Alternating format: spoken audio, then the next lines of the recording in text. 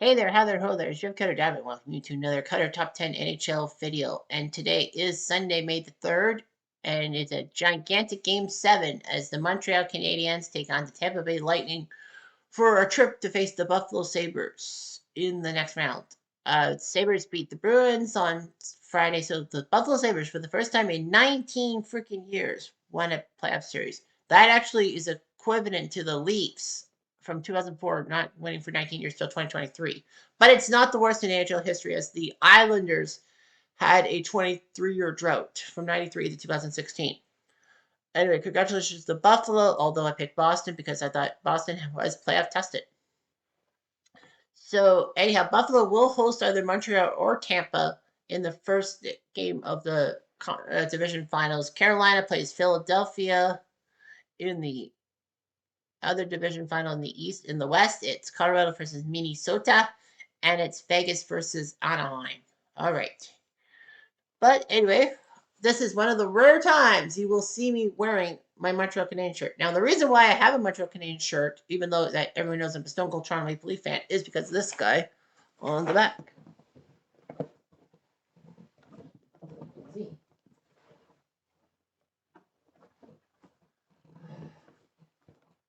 You see the 33 for Patrick Waugh? That's why.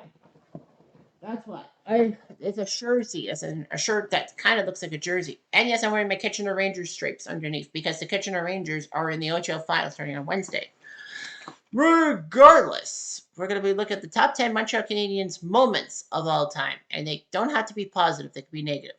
There is one honorable mention, and that's the 2021 Cup run by the Canadiens. They didn't win the Stanley Cup, but what a run. 2021, they were fourth place in what they call the Canadian division because of COVID. All the Canadian teams were in one division and could not face any American teams whatsoever.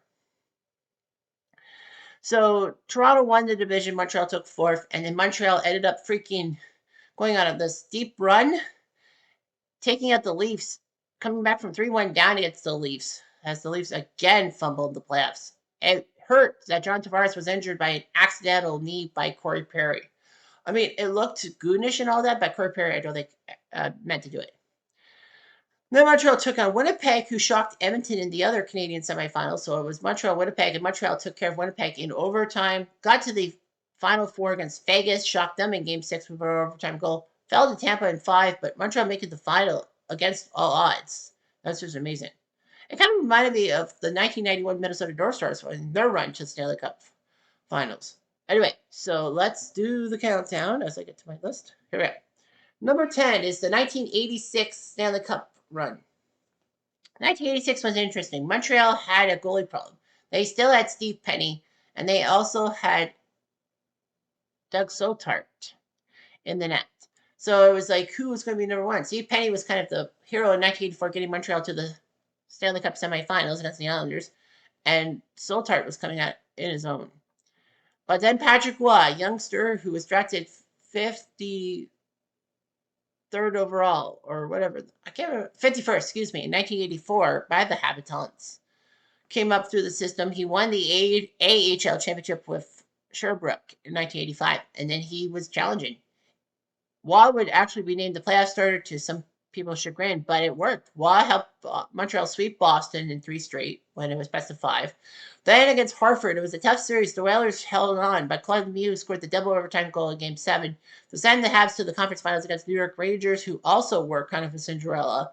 The Habs took care of the Rangers in 5 thanks to Patrick Roy's Game 3 overtime heroics against the Rangers when they outshot the Rangers, the Habs 10-1, but that one was a goal by Claude Lemieux.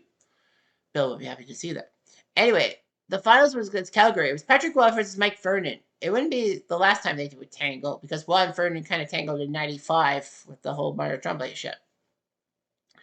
But the fact of the matter is that Patrick Roy was iconic and all that. And Montreal beat Calgary in Game 2 in the fastest overtime goal in NHL history. 9 seconds as Brian Skrudlin put the puck in the net off of a fake shot by McPhee. I think it was McPhee. Anyway, Montreal would win the series in 5, and Calgary Patrick Roy was named the Conn Smythe Trophy winner for MVP. He didn't win Rookie of the Year, but it's a nice consolation. Number 9 is the Drive for 5 from 1956 to 1960, excuse me. The Montreal Canadiens were dominant. You know that in the 1920s they only won one cup. In the 30s they won a few, and then 1940s they actually won a few too. But Montreal had five straight cups from 1956 to 1960. Now people will say it's a little tainted because they only had to face two playoff opponents per year, so that would be 10 playoff opponents. Whereas like the New York Islanders in the 1980s had to face four in a season. Yeah, I know it's an original six and whatnot.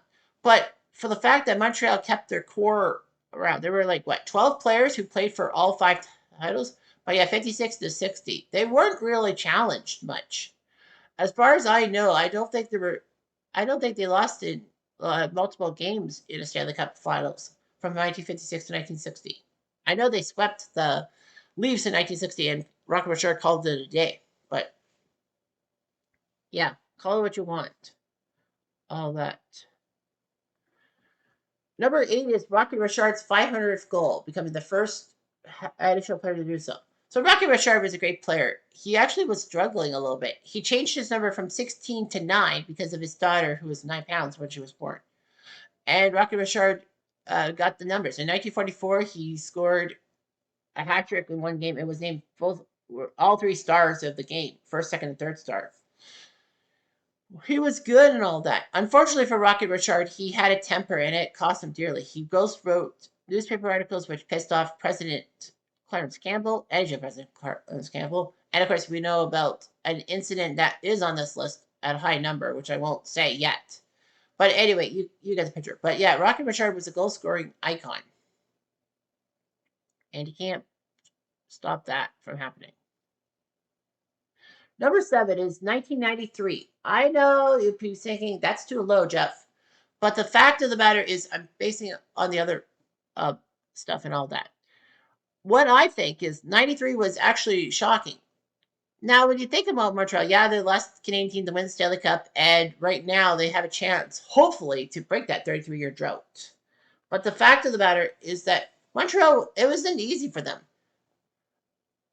Boston was crushing it in the Adams division. Even those pesky cross-city rivals Quebec Nordiques were ahead of them. So Montreal ended up third. They had to start the playoff series with two games in Quebec against the Nordiques. Scott Young scored in overtime. The Nordiques were up 2-0. Patrick Roy was nearly replaced by Andre freaking Red Light Rasico.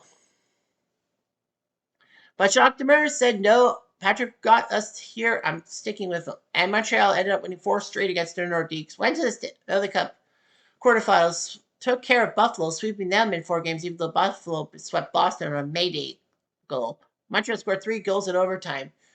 Guy Carbonneau, Gilbert Dion, and Kirk Muller were the heroes. Then the Habs would take on the Islanders, who did Montreal solid by taking out Pittsburgh in Game 7 of the division finals. And Montreal took care of the Islanders in 5. Got to the Stanley Cup Finals against Gretzky and the Kings, who should not have been there. It should have been the Leafs. Montreal, Toronto in the 100-year anniversary of the Stanley Cup. That would have been perfect. Like, fuck you, Bettman. And fuck you, Kerry Fraser. But nevertheless, 93, the Habs were in trouble. They were about to be down 2-0, and then Jacques Demers gambled on Murray McSorley's stick curve, and it worked. They got the power play. Desjardins scored, and then under a minute into overtime, he scores again. In Game 2, they win, and then Sean Leclerc puts up back-to-back overtime goals in Games 3 and 4. And then Montreal won on home ice in Game 5, and Danny Savard, who wanted to win the Stanley Cup so badly, finally got his cup. That was emotional. 93 was huge because, Montreal weren't expected to do well. Patrick Roy had struggled the first 2 games, but it's not how you start, it's how you freaking finish. Number 6 is Guy Lafleur's goal, Game 7 of the semifinals against Boston. Montreal were a transitioning team. They won this cup in 76, 77, 78. They were looking for 4 straight titles. Boston were in their way. In a tight 7-game series, Boston played Montreal to the hilt. As was it Don Marcotte who was told to shadow Guy Lafleur even to the bathroom? But they were shadowing Guy Lafleur quite well. Bruins were up 4-3 late in the game, and then they took a dumb too many men penalties. I know I shouldn't say this, it's taboo, but Stan freaking Jonathan is your culprit. So anyway, with him in the box, Montreal got it back. Guy Lafleur down the right-hand side somehow was able to take a shot. It went past Gilles Gilbert, tying the game, and then they went to overtime, and that's when Mario Tremblay, fuck that guy. Sorry, I had to say that. Passed it, and Yvon Lambert, number 11, was there, and Boston were eliminated. Montreal would win the Stanley Cup Finals of 5 against the Rangers. It would be huge, and Yvon Lambert famously quipped, "For 24 hours, I'm more famous than Guy Lafleur." You were. Number 5 is the 1971 finals, in which Montreal was not expected to do well. It wasn't just the finals, it was the playoffs in general. Now, the 71 playoff format, like most years, actually was kind of flawed. You had the East and West division. And what happened was in 1968, 69, and 70, the East division would be all the original 6 teams, and the West would be the other 6 teams at expansion. But because of how easy the East took down the West, winning all 12 playoff Stanley Cup final games, they moved Chicago to the West, and it also helped that Buffalo and Vancouver were expanding, even though they put Vancouver in the East. Nevertheless, Montreal would be the 3 seed and play the 1 seed Boston Bruins. Of course, they put 1 versus 3 and 2 versus 4. If it was 1 versus 4, it would have been Boston, Toronto, and Montreal Rangers. However, Montreal would now have to face Boston, who scored 400 goals, nearly 400 goals, 399 goals, and the pitch 8-1 hit me doing his job. So anyway, yeah, Boston were hot, 56 wins, and it looked like Montreal were doomed. What's even worse was their goaltending situation. They had a young rookie Fashon before he became, well, it was in God mode with the Kings and Canada Cup 76. And also, they had Phil Meyer, who would go on to do great things in Atlanta with the duo with Dan Bouchard. But the fact is that Ken Dryden came out of nowhere. He was 6'4". Boston had him, then traded away for a couple players who'd never played in the NHL. And, he went through Cornell. He went through the college hockey route, kind of like Gavin McKenna. And, Montreal brought him up for 6 games. He won all 6, and then he was named the starting goalie against Boston. Kind of because Boston didn't really know what Ken Dryden was about. But Phil Esposito knew they couldn't score past that bleeping octopus or bleeping giraffe, whichever one you want to say. Montreal somehow took Boston to Game 7. They actually came back from 5-1 down in Game 2 to score 6 straight goals and win that game. That was amazing. But Montreal won Game 7 in Boston, shocked them, went to the semis against Minnesota, beat them, and then took on those pesky Chicago Blackhawks. 7-game series, it was legendary. Chicago was up 2-0. Then Jacques Lemaire scored a goal from center ice over Tony Esposito, which was shocking, 2-1. And then a pair of goals later, Montreal won the Stanley Cup. Ken Dryden won the Conn Smythe for Play of MVP before he was eligible for the Calder, or for Rookie of the Year, which he won in 1972. And Jean Beliveau called it a career. Amazing. Number 4 does not have to do with the Stanley Cup playoff. Shockingly enough. Well, actually, all 4 don't. The first 4 don't have to do anything with the cup per se. Anyway, number 4 is Saku Koivu. Everyone knows about Saku Koivu. Great Montreal captain of the 90s, 2000s. Legend. He should never have played for the Ducks. That's kind of like Mazzanini, who should never play for the Canucks. Nevertheless, Saku Koivu, unfortunately, early in the 2001-02 season before training camp, was actually diagnosed with non-Hodgkin's lymphoma, with cancer. Saku would go through lots of rehab, chemo, and all that. And somehow, in some way, near the end of the season, when Montreal needed him the most to try to get to the playoffs, Saku came through. And on April 9th, 2002, I kid you not, this was my 17th birthday. Saku Koivu came on the ice against the Ottawa Senators, and the fans just gave him a massive ovation and all that. Even the Ottawa commentators had to admit this was big. It helped Montreal make the playoffs, and then Saku Koivu scored a famous goal in Game 3 of the first round against the Boston Bruins and sent the arena into raptures. Amazing. Number 3 is the Howie Morenz funeral, 1937. Howie Morenz was legendary. He was the first NHL superstar you could bank. Number 7 in your programs. He was just on par with Babe Ruth and Lou Gehrig. But Howie Morenz was a great player and all that, from Stratford, close to where I grew up. But anyway, Morenz played for Montreal. He had some jitters, but he grew out of it. He was bankable. He won in Montreal some Stanley Cups. He was then traded away to Chicago, then to New York. It should never have happened. Howie Morenz should never have played for another team. Fortunately, though, he ended up back to Montreal by 1936. So the magic was still there, him and Joliet. It was a legend. So, but unfortunately, Howie Morenz would suffer a gruesome leg injury in January when he was hit hard, but his skate got caught in the foreign boards, and Detroit defenseman Earl Siebert barreled down on it and broke the leg. Howie would be immobilized, if you will. He went to Montreal Hospital. Unfortunately, though, he had problems because uh, people would give him, friends and teammates would give him beer and all that, and he had lots of beer and all that. Of course, Howie was upset because, he wasn't going to play hockey. He decided to stand up one day, I guess, to go to the washroom, and then he fell over of a heart embolism as a blood clot kind of got into his heart. A lot of people said he died of a broken heart because he knew he couldn't play hockey. However, on March 11th, 1937, in front of possibly 20,000 mourners, they had the funeral at the Forum. It was amazing. March 11th would also mark the day that the Forum ended in 1996 with one of the greatest ceremonies of all time, including that torture near the end. And then, you got 2006 when Boom Boom Jeffrey's number was supposed to be retired on March 11th, but he died that day. Number 2 is the Richard riot. Remember when I talked about Maurice Richard and his accolades and all that and his controversies? Well, this was the big one. So on March 13th, 1955, Boston took on Montreal at the Boston Garden. It was a close game, and then Hal Laycoe, a defenseman for the Bruins that wore glasses, actually hurt Rocket Richard, tapped him. Richard decked Laycoe, and then for some reason he decided to deck the linesman, Cliff Thompson, who was trying to stop the whole thing.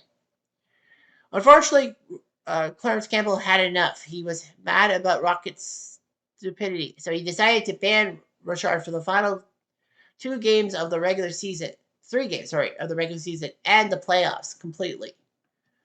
So practically, Richard would have to pay for his crimes. Of course, he did all that, but Montreal was pissed. They figured that Clarence Campbell was just basically being chauvinistic. And it was bad that, Clarence Campbell, the Englishman, was going to ruin the Frenchman, Rocket Richard, and all that.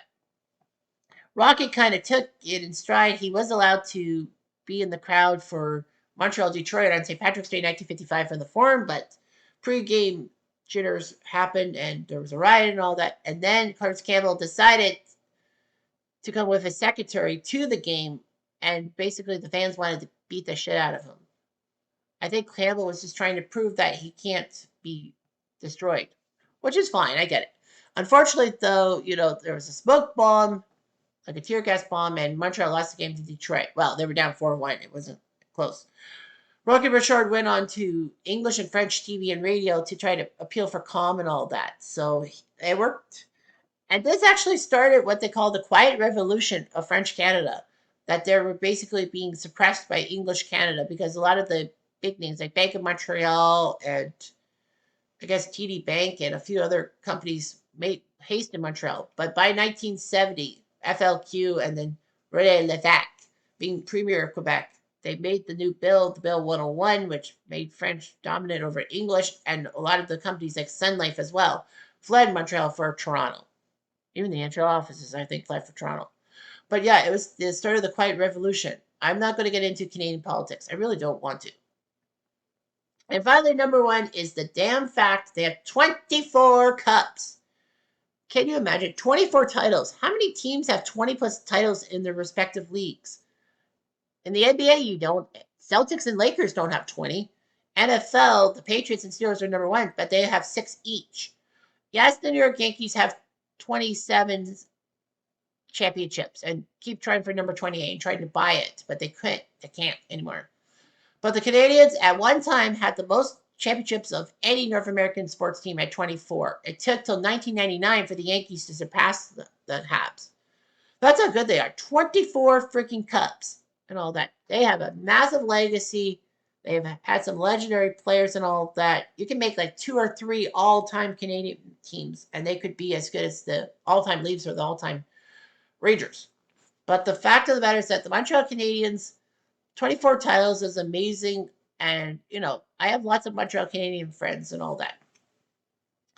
Like on Facebook and family members. But you know what? Montreal can keep things going and, feed the Canadiens. That's a rare time you'll have this Leaf fan say about it. I really hope so. Anyway, I'm jumped. I'm going to do.